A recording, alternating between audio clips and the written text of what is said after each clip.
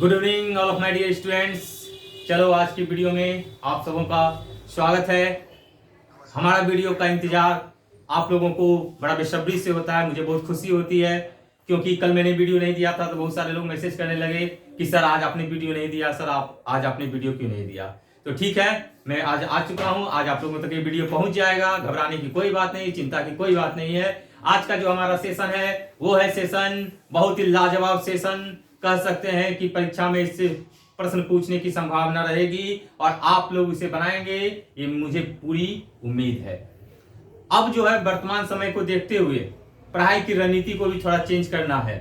Teacher लोगों को भी मैं ये बता देना चाहता हूं और आप लोग के माध्यम से कि टीचर लोग भी अब जो पढ़ाते हैं उनको भी अपनी रणनीति चेंज करनी होगी, क्योंकि कोई भी टीचर जो पढ़ा रहे हैं वो अच्छे पढ़ाते हैं, नोट्स भी लिखा देते हैं, समझा देते हैं, लेकिन जब वो एग्जाम हॉल में देने जाते हैं, बच्चे एग्जाम हॉल में बैठते हैं, जब क्वेश्चन देखते हैं तो उन्हें लगता है कि मैं ये प्रश्न नहीं जानता हूं और वो नहीं बना पाते हैं, जिस कारण उनका रिजल्ट नहीं हो पाता है। तो यहां गलती किसकी है?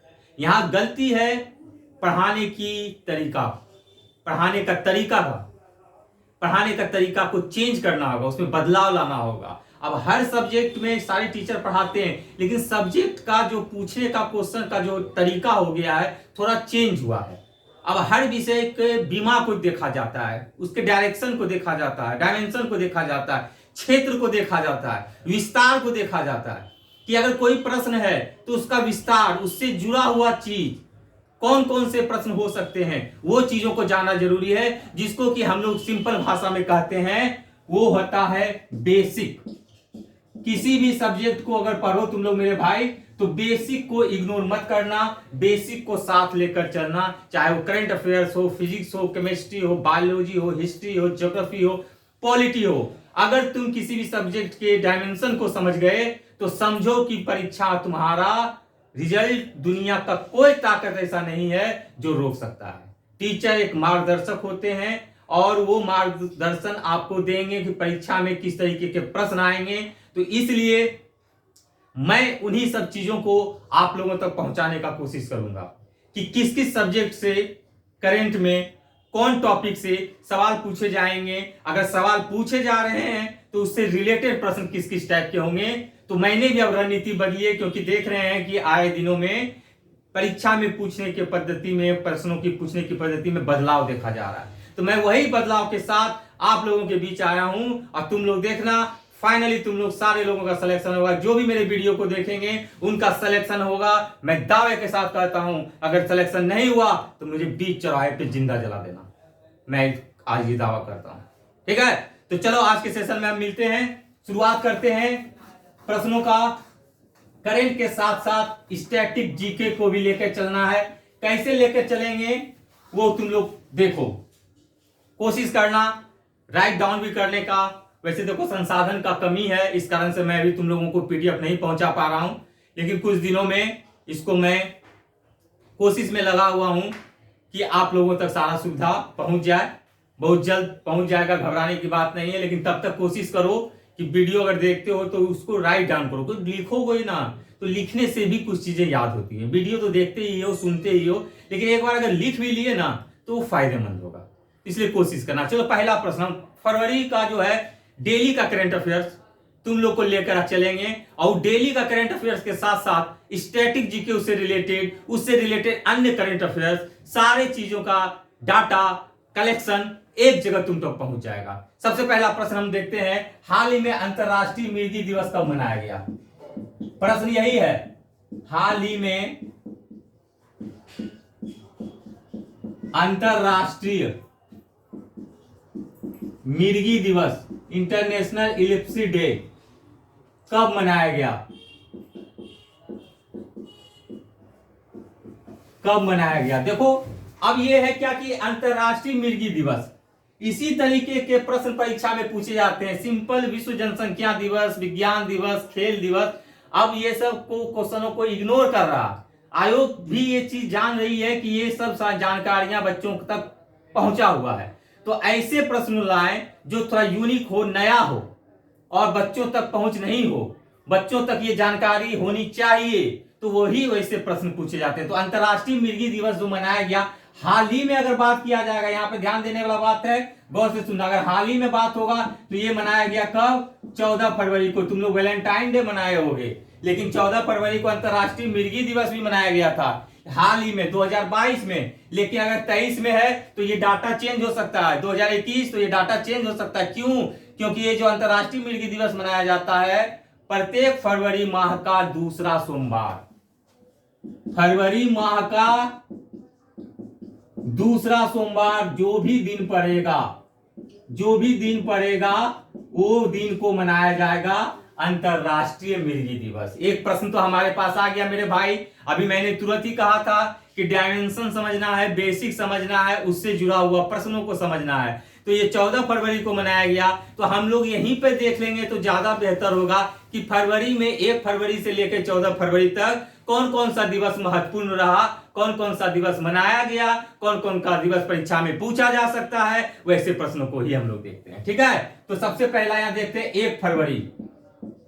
1 फरवरी को क्या मनाया गया? भारतीय तटरक्षक बल दिवस, भारतीय तटरक्षक बल दिवस, कोस्ट गार्ड इसको बोलते हैं दिवस। उसी तरह से 2 फरवरी को क्या मनाया गया? विश्व आर्द्र भूमि दिवस, आर्द्र भूमि दिवस। उसी तरह 4 फरवरी विश्व कैंसर दिवस, विश्व कैंसर दिवस। 8 फरवरी सुरक्षित इंटरनेट दिवस, सुरक्षित इंटरनेट दिवस। 10 फरवरी विश्व दलहन दिवस, विश्व दलहन दिवस। सारा इंफॉर्मेशन देखो तुम तक पहुंच रहा है। ये 1 फरवरी मनाया गया, ये 2 फरवरी, ये 4 फरवरी, ये 8 फरवरी, ये 10 फरवरी। उसी तरीके से 12 फरवरी को मनाया गया था राष्ट्रीय उत्पादकता दिवस, राष्ट्रीय उत्पादकता दिवस, उत्पादकता दिवस। और एक और है, लिख लो 13 फरवरी। 13 फरवरी को मनाया गया था विश्व रेडियो दिवस, रेडियो को बढ़ावा देने के लिए, क्योंकि जब से मोबाइल आया है लोगों ने रेडियो का इस्तेमाल बंद कर दिया। पहले बहुत एफएम वगैरह पे गाना सुना जाता था। तो ये देखो हमारे पास कितना आ गया, 1 2 3 4 5 6 7। तो मेरे प्यारे बच्चों देख लो, ये हमारे पास 7 आया है, एक आ गया अंतरराष्ट्रीय मिर्गी दिवस 14 फरवरी, तो 8। एक क्वेश्चन से हम ये 8 जाने, यही है हमारा क्वेश्चन और यही है हमारा डायमेंशन, यही है हमारा उससे रिलेटेड, यही सब चीजों को, यही है हमारा क्या बेसिक, यही है बेसिक। कोई भी प्रश्न हो, सिर्फ अंतरराष्ट्रीय मिर्गी दिवस 14 फरवरी पढ़ के अगर निकल गए, क्योंकि कल मनाया गया, और अगर पूछ दिया कि सुरक्षित इंटरनेट दिवस कब मनाया जाता है, तो ये स्टैटिक जीके में भी आ गया, ये करंट में भी आ गया। तो इसी को कहा जाता है, इसी तरीके की पढ़ाई करनी है। तो इस तरीके से पढ़ाई से तुम्हारा सफलता को कोई नहीं रोक सकता है। उसी तरीके से करते करते हम लोग एक अच्छा कलेक्शन भी कर लेंगे और सारा प्रश्न का समावेश तुमको एक जगह मेरे वीडियो में मिल जाएगा। जब भी दिल करे, जब भी मन करे, एक बार मेरे वीडियो को चला के तुम लोग देख लेना। अगर कंफ्यूजन होगा, लेकिन कोशिश करना कि इसको राइट डाउन भी कर लोगे तो ज्यादा फायदेमंद होगा। अगर नहीं भी किए तो मैं तुम्हें एक पीडीएफ पहुंचा दूंगा, लेकिन अभी नहीं, तुरंत नहीं, मैं 2 3 4 5 दिन के अंदर तुम्हें पहुंचा दूंगा। अगला चलते हैं इसी तरह क्वेश्चन में। दूसरा जो क्वेश्चन होगा और उससे रिलेटेड क्या क्या प्रश्न बन सकते हैं, महत्वपूर्ण प्रश्न, उसको हम लोग देखते हैं।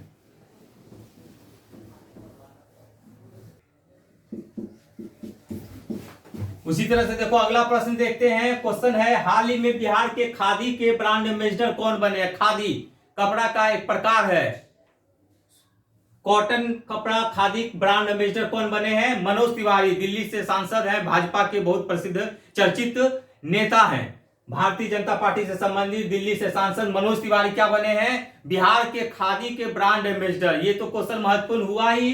साथ ही साथ देखो हाल ही में अभी फरवरी माह में ही फरवरी माह में ही कुछ अन्य लोगों को कुछ प्रोडक्ट्स का, कुछ क्षेत्र का ब्रांड एम्बेसडर बनाया गया है, जिसमें से प्रमुख है उत्तराखंड के कौन बने हैं, उत्तराखंड के ब्रांड एम्बेसडर पूछ देगा कौन बनाए गए हैं, किस अभिनेता को बनाया गया, तो क्या हो जाएगा, अक्षय कुमार। बाटा जूता चप्पल की कंपनी है, बाटा के ब्रांड एम्बेसडर दिशा पटानी अभिनेत्री है, हीरोइन है, दिशा पटानी को बनाया गया। उसी तरह से रियलमी केएल राहुल को बनाया गया। केएल राहुल भारतीय टीम के वनडे टीम के कुछ दिनों की हाल ही में कप्तानी भी किए थे, T20 के कप्तान।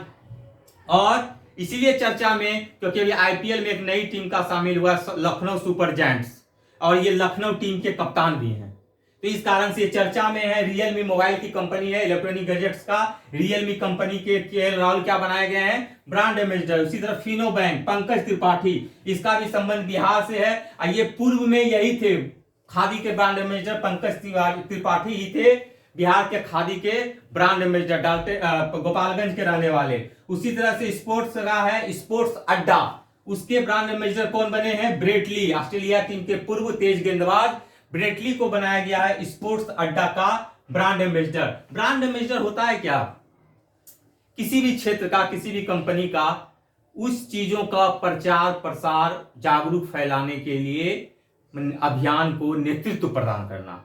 क्योंकि ये लोगों के द्वारा अगर किसी चीज के बारे में कहा जाएगा तो लोग उस चीजों को जल्दी अनुकरण करेंगे। हम और आप कहेंगे तो शायद लोग इग्नोर करेंगे, लेकिन वही बात है अमिताभ बच्चन, सचिन तेंदुलकर, नरेंद्र मोदी, ब्रेट ली, अक्षय कुमार, मनोज तिवारी जैसे लोग के द्वारा माध्यम से कहा जाएगा तो वो चीजों को लोगों तक जल्दी पहुंचेगा भी और लोग उसको अनुकरण भी करेंगे। बहुत सारा था स्वच्छ भारत अभियान, दरवाजा बंद करो अभियान, पूर्व में ये सब ब्रांड एम्बेसडर बने थे, अमिताभ बच्चन, अनुष्का शर्मा, वरुण धवन, ये सब बना था। लेकिन ये अभी हाल का बना है, इतना तुम लोग कर लेना। उत्तराखंड का Akshay Kumar, Bata Disha Patani, Realme KL Rahul, Fino bank Pankaj Tripathi, sports Adda का ब्रेटली, और बिहार के खादी के ब्रांड एम्बेसडर कौन बने हैं, मनोज तिवारी। याद रखना मनोज तिवारी प्रमुख है, ठीक है। आगे देखते हैं।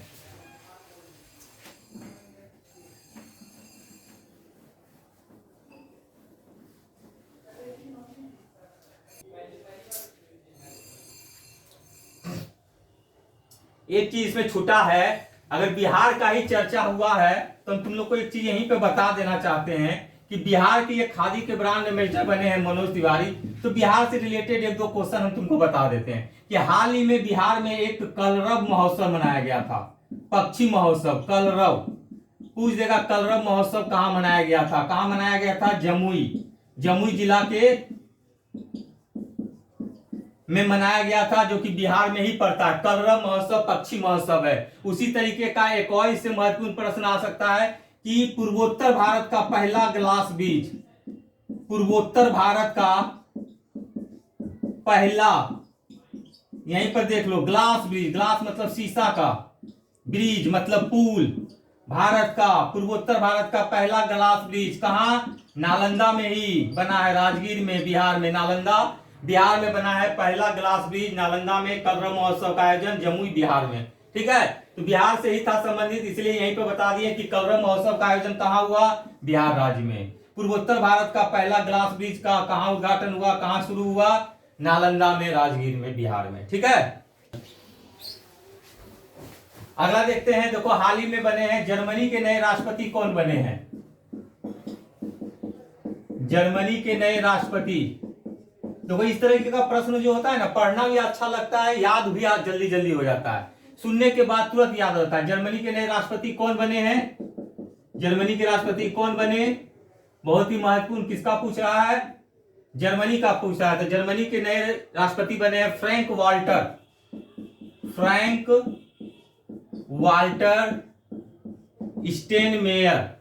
स्टेनमेयर, ये पूरा नाम है, फ्रैंक वाल्टर भी याद रख सकते हो।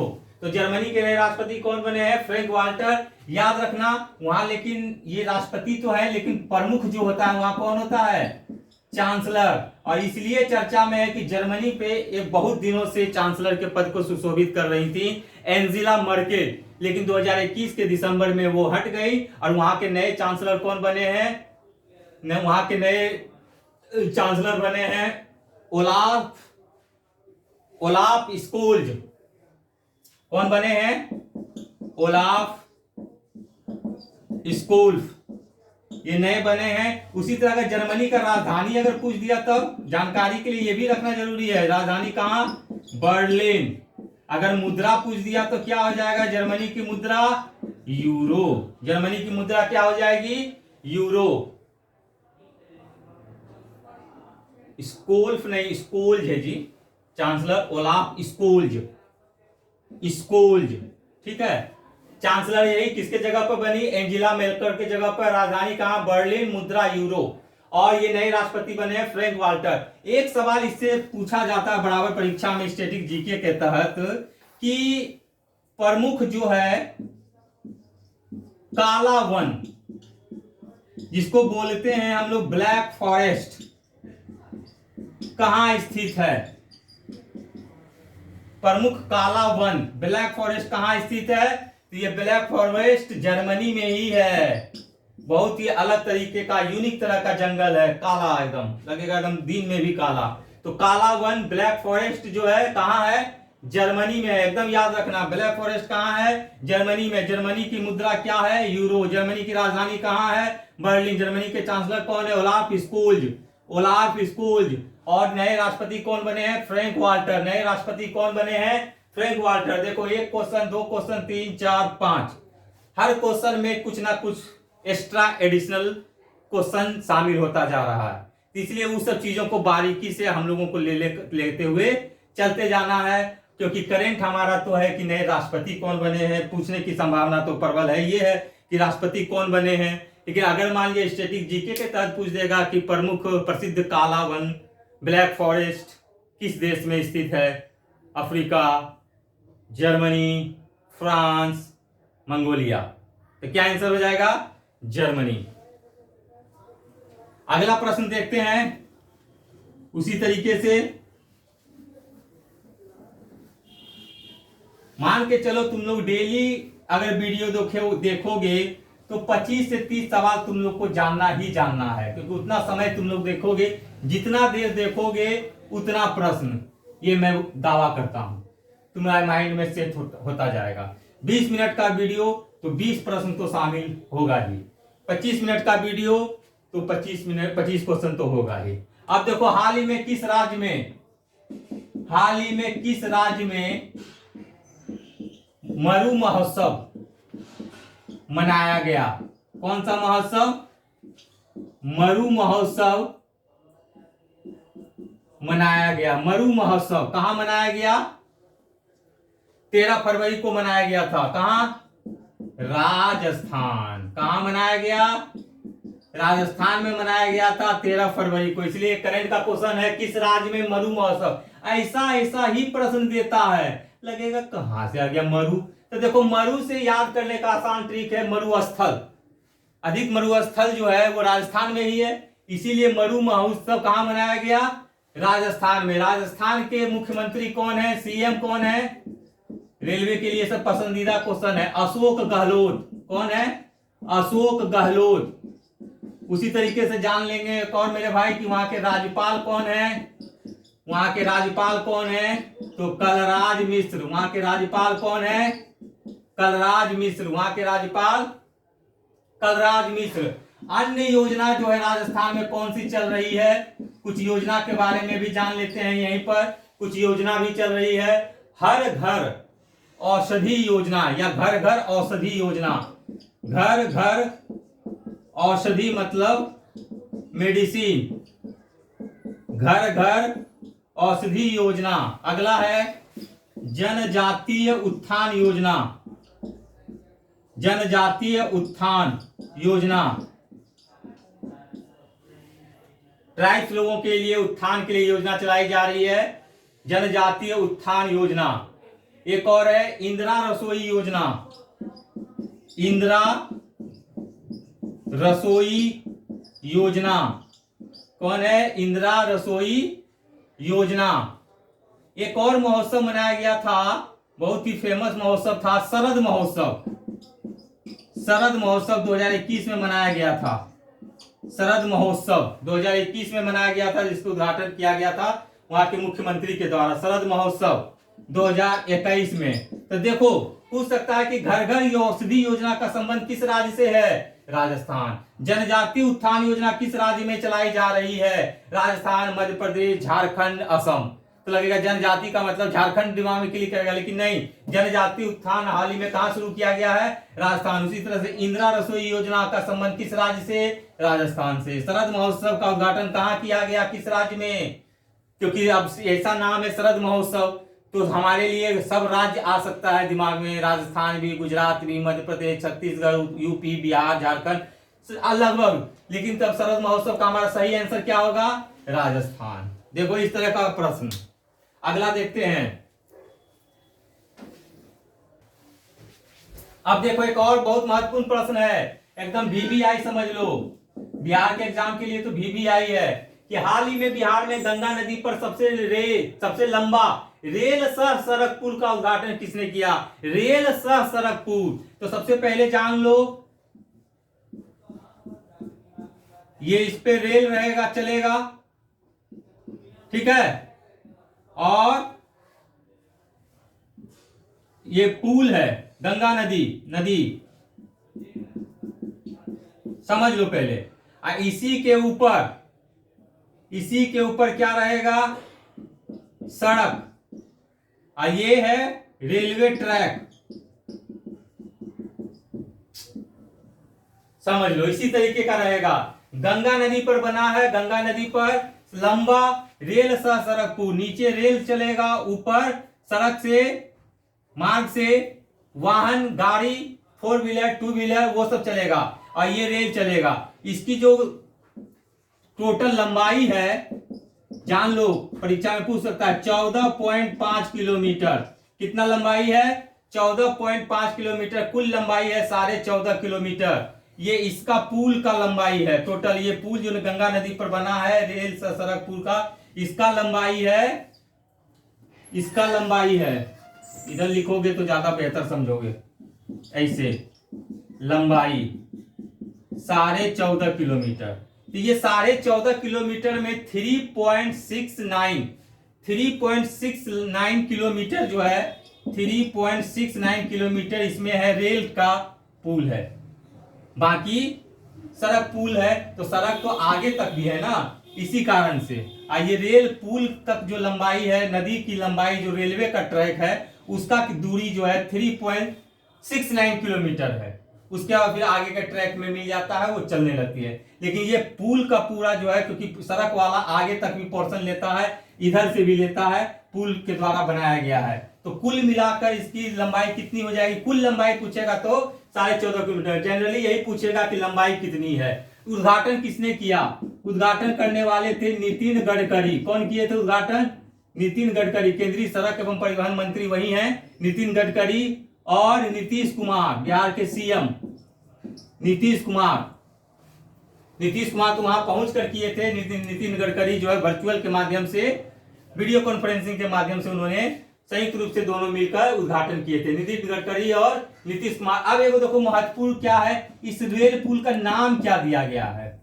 इस रेल पुल का नाम दिया गया है, बिहार के पहले जो मुख्यमंत्री थे श्री कृष्ण सिंह, तो उन्हीं के नाम पर दिया गया है। इसका नाम दिया गया है श्री कृष्णा सेतु। क्या नाम दिया गया है? श्री कृष्णा सेतु। पूछ देगा श्री कृष्णा सेतु कहां स्थित है? बिहार में। श्री कृष्णा सेतु का निर्माण कहां किया गया है? बिहार में। इसका उद्घाटन किया गया था हाल ही में 11 फरवरी को, लेकिन 2002 में ही इसका क्या किया गया था? शिलान्यास किया गया था। 2002 में ही इसका क्या किया गया था? शिलान्यास किया गया था। तत्कालीन जो पीएम थे, उस समय पीएम थे वाजपेयी जी, अटल बिहारी वाजपेयी के द्वारा जो है उद्घाटन, शिलान्यास किया गया था। और उसके बाद देखिए 20 साल के बाद ये पुल हम लोगों के लिए, आम जनों के लिए उद्घाटन कर दिया गया, खोल दिया गया। इससे बहुत सारा फायदा होगा। मुंगेर से लेकर खगड़िया, बेगूसराय, ये सब डिस्ट्रिक्ट जिलों की दूरी बहुत ही कम हो जाएगी। मतलब इतना ही समझिए कि पहले जो है मुंगेर से खगड़िया जाने में 110 किलोमीटर अगर लगता था, तो अब मात्र 10 किलोमीटर की दूरी रह गई, यानी 100 किलोमीटर का सीधे बचत। पहले 2-3 घंटे में जाते थे, अब मुश्किल से 10 मिनट 15 मिनट में मुंगेर से लोग खगड़िया डिस्ट्रिक्ट में प्रवेश कर जाएंगे, इस पुल के माध्यम से, रेल सड़क पुल के माध्यम से। और उस समय रेल मंत्री कौन थे? इसलिए भी महत्वपूर्ण है। उस समय जो रेल मंत्री थे यही हमारे बिहार के मुख्यमंत्री नीतीश कुमार, जो अभी बिहार के मुख्यमंत्री हैं नीतीश कुमार, उस समय 2002 में केंद्रीय रेल मंत्री थे। उन्होंने ही पीएम वाजपेयी जी के साथ इसका शिलान्यास करवाया था और अभी 2022 में इसका उद्घाटन कर दिया गया। इसका नाम रखा गया श्री कृष्णा सेतु रेल सड़क पुल, जिसकी लंबाई कुल कितनी है? 14.5 किलोमीटर। ठीक है, एकदम इतना क्वेश्चन याद हो गया। हमको लग रहा है कि कुल प्रश्नों की संख्या 30 से 35 पहुंच गई होगी। एकदम एक एक पॉइंट महत्वपूर्ण। जर्मनी के राष्ट्रपति कौन बने, जर्मनी के चांसलर कौन है, वहां की राजधानी क्या है, वहां की मुद्रा क्या है, ब्लैक फॉरेस्ट कहाँ है, वो महत्वपूर्ण क्वेश्चन। और दूसरा तुम्हारा हो गया गंगा नदी पर सबसे रेल सड़क पुल, नितिन गडकरी और नीतीश कुमार के द्वारा उद्घाटन। नाम क्या है? श्री कृष्णा सेतु। कुल लंबाई 14.5 किलोमीटर। शिलान्यास कब किया गया था? 2002 में। किस प्रधानमंत्री के समय में? तो तत्कालीन प्रधानमंत्री थे अटल बिहारी वाजपेयी।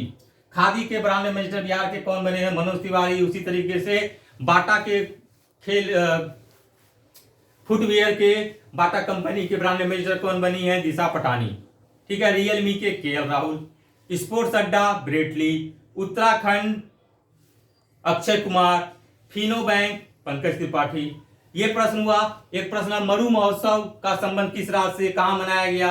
तो मरु महोत्सव राजस्थान। उसी तरीके अंतरराष्ट्रीय मृगी दिवस 14 फरवरी 2022 में मनाया गया था, जो कि प्रत्येक फरवरी को दूसरा सोमवार को मनाया जाता है। ठीक है, फिर नेक्स्ट वीडियो में इसी तरीके के प्रश्न करंट के साथ साथ स्टैटिक मिला हुआ, जो कि तुम लोगों के लिए बहुत फायदेमंद होगा।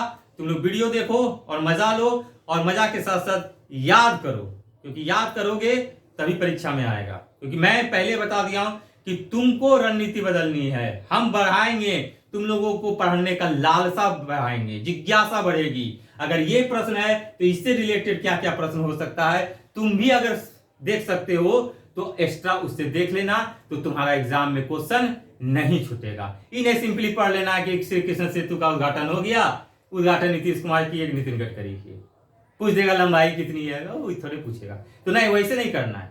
उससे रिलेटेड बेसिक चीजों को, उससे जुड़ा हुआ जितना भी क्वेश्चन आज एराइज हो सकता है, वो सब चीजों को हम लोग देखेंगे। ठीक है, मिलते हैं नेक्स्ट वीडियो में, और तब तक आप लोग अच्छे से मेहनत से ईमानदारी से पढ़िए। मिलते हैं नेक्स्ट वीडियो में। जय हिंद।